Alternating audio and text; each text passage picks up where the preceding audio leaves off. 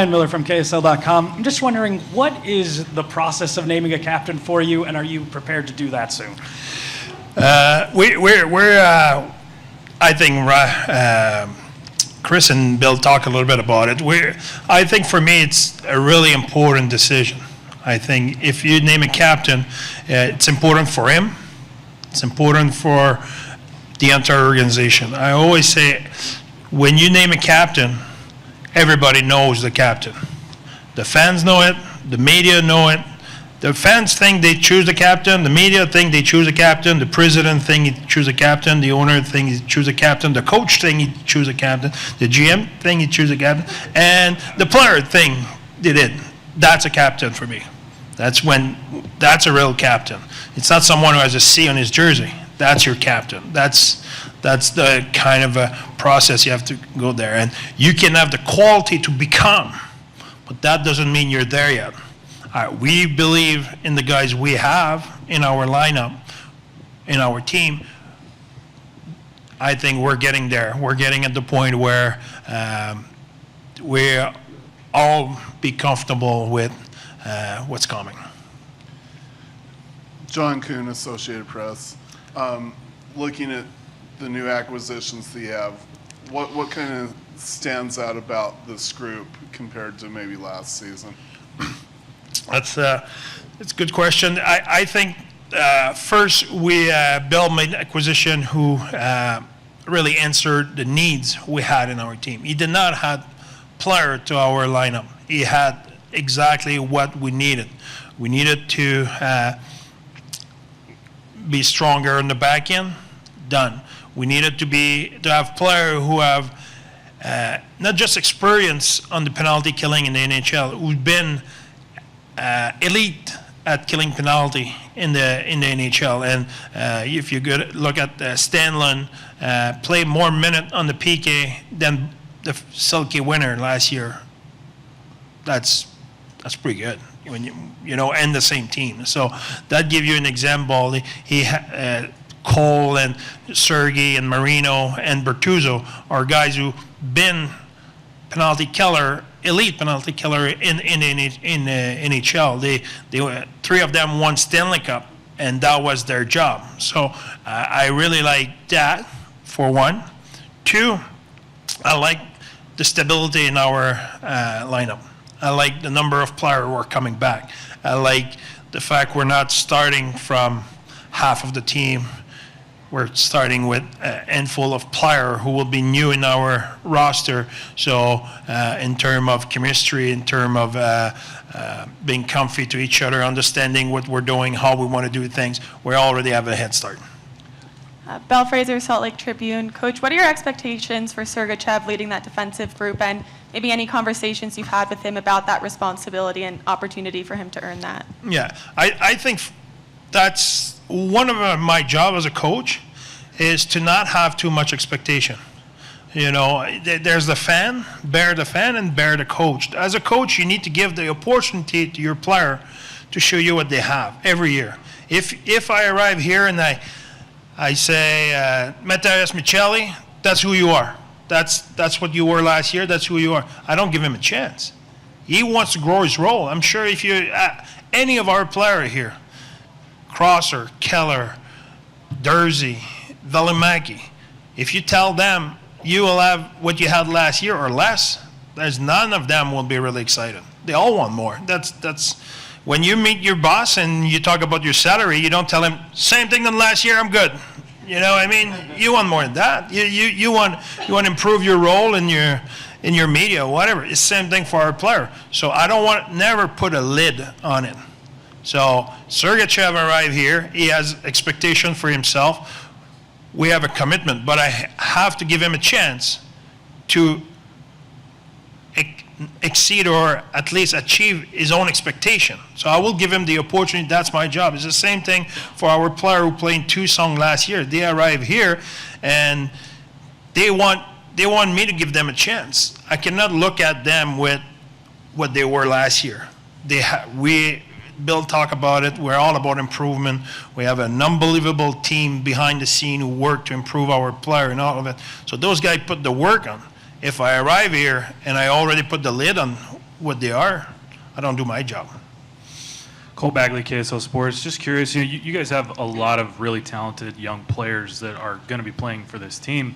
Can you speak to some of the development of guys like Cooley and Gunther and Doan over this last summer to give fans kind of an idea of what they can expect from those guys? No, I can't. Do you know why? Because I will give them a chance to show me tomorrow. You know what I mean? I don't know how much Cooley improved. I don't know how much Gunther improved. I don't know how much those guys improved. That's what I'm trying to stay away from, to have a picture of what I want them to be or what they were or whatever. I think I like our player. I know what they did last year. We give them an opportunity and every tools, and a lot of people in the organization work with them during the summer, and those guys are really good pro. So they will show up at the camp, and it's my job to evaluate what they will do, not what so-and-so say about him. So I understand your question, but I think to stay away as much as possible of what I would like to see. I want to stay in the present, and we'll see what I will see. They have to show me what they do. Bill's job is to project of, okay, that's where he was, and that's what we think he will be. My job is to stay more in the present and say, okay, that's what he was. Good. Now he had a summer to improve. Let's look what he is and go from there. Because if you played 20 minutes last year, should not be a give me it right now. We'll see what you give. If you give me for 18 minutes, you will play 18 minutes. That's it. Someone else will steal your job. That's what I have to do it. And it's not that easy, but I need to have that mindset. Morning, Andre. Matt Coma with NHL.com. At the present time, you've had a lot of additions to your defensive unit. At this time, as you get ready for camp, what are your thoughts on your blue line and what you've seen from your defensive unit? I love the experience. I love the fact those guys been through. They did it in the past. I like the fact everybody's excited. The energy is to the roof everywhere we go. So that I'm really excited about the experience of Colsey, who played in different scenario, different coach, different situations. Bertuzzo, Marino, Sergey, all of those guys. So I think that had to the Dursey, the Valimaki, the Kessaring, Coley, and Connaughton, and all those guys who are coming. So I think we have a really good mix. I like the fact we have an answer for about everything on our back end. We have skill, we have toughness, we have good defender, we have experience, we have youth. I like it. Coach Alex Tumop here from the Hockey News. It's good to be with you again. I asked Bill and Chris this question about the prospect pool. Just from your perspective as a coach, I know it's a tough question to answer right now because we haven't been on the ice yet.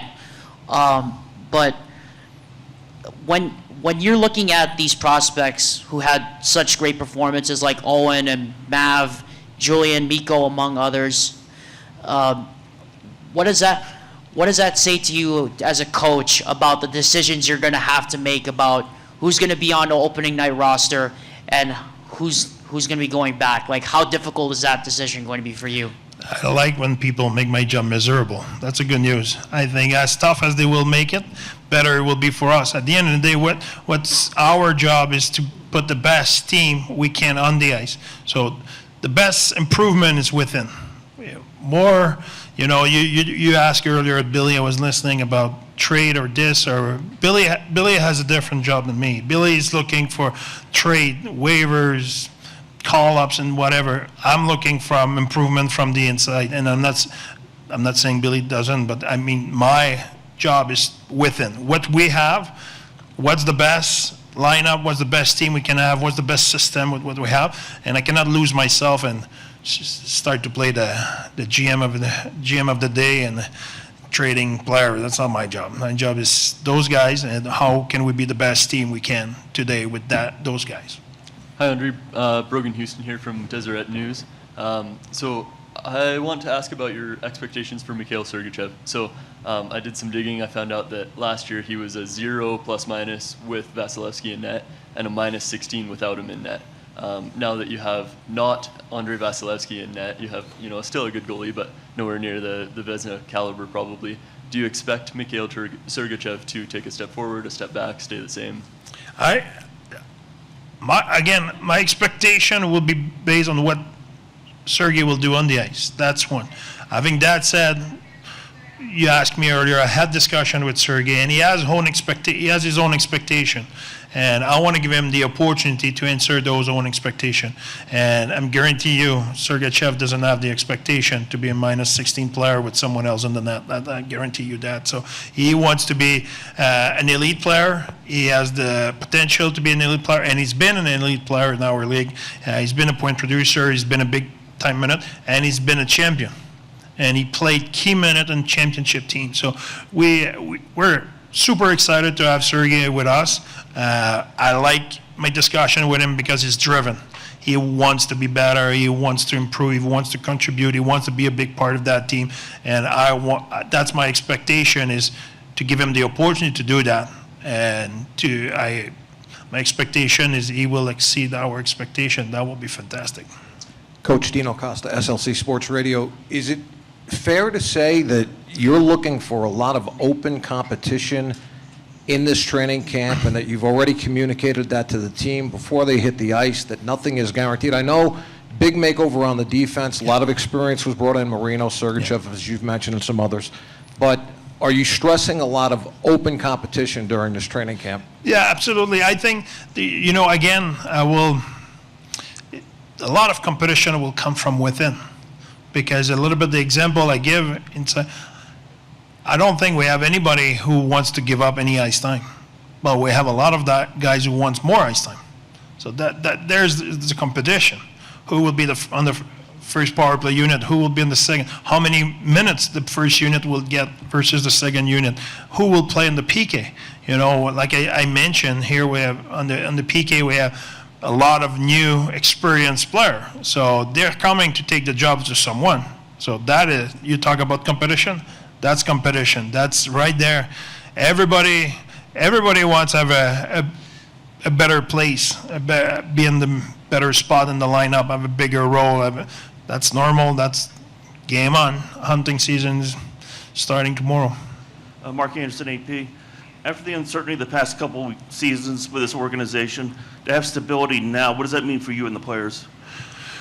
It's a good question. It means the world. I think that I don't know if I will answer your question the way I should, but the way we've been received by the people.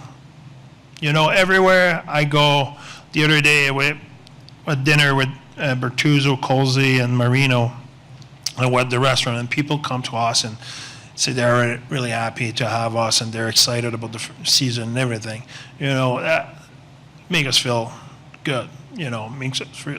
You want to deliver for those people. The way Ryan and Ashley talk to us and tell us how much they were all in, like they told you, but they back it up with action. And the way we start, when we came here in April, we did not have practice facility.